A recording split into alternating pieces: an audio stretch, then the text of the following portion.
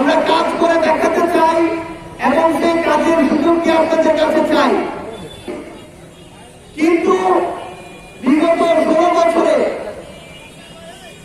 খুনি শেখ হাসিনা স্বৈরাচারী হয়ে উঠতে উঠতে শেষ পর্যন্ত প্রায় 1.5 থেকে 2,000 জীবন কেড়ে নিয়ে ছাত্র জনতার অভ্যুত্থানের মুখে দেশ ছেড়ে পালিয়েছে। এরপর তরুণ প্রজন্মের হাত ধরে বাংলাদেশে এই যে নতুন রাজনৈতিক দল এসেছে, আমরা আমাদের জায়গা থেকে বাংলাদেশের প্রত্যেকটি জেলা উপজেলায় কাজ শুরু করেছি। আমরা খুব শীঘ্রই আপনাদের দ্বারে দ্বারে যাব। এতদিন ধরে বাংলাদেশে যে বিভিন্ন সিস্টেম গুলো দেখেছি, বিভিন্ন অন্যায় অত্যাচার, জুলুম, মিথ্যা মামলা, হয়রানি, চাঁদাবাজি, সিন্ডিকেট, এগুলো দেখেছি। আমরা এগুলোর বিরুদ্ধে আমাদের জায়গা থেকে সব সময় আমাদের প্রতিবাদ জারি রাখবো এবং যেখানে এগুলো দেখবো সেখানে আমরা এগুলোকে প্রতিহত করব।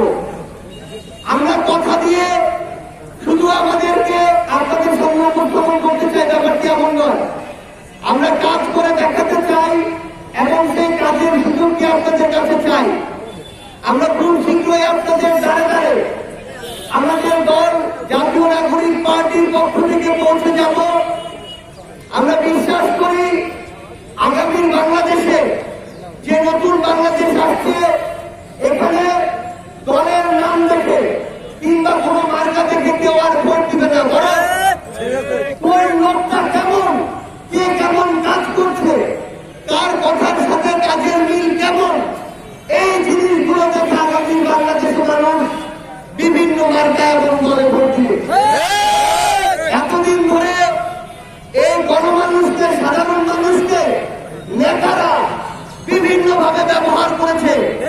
তারা খালি ভোটের আগের দিন ভোট চাইতে চায় আর হাতে কিছু টাকা ধরা দেয়, আর ভোটটা শেষ হওয়ার পরে তারপরে একটা পিয়ন পদ, একটা বিজেপি কার্ড, একটা বয়স্ক ভাতা কার্ড, যে কাজে তার কাছে যান না কেন, কাজ হওয়ার আগে তারা টাকার জন্য হাত পেতে বসে থাকে।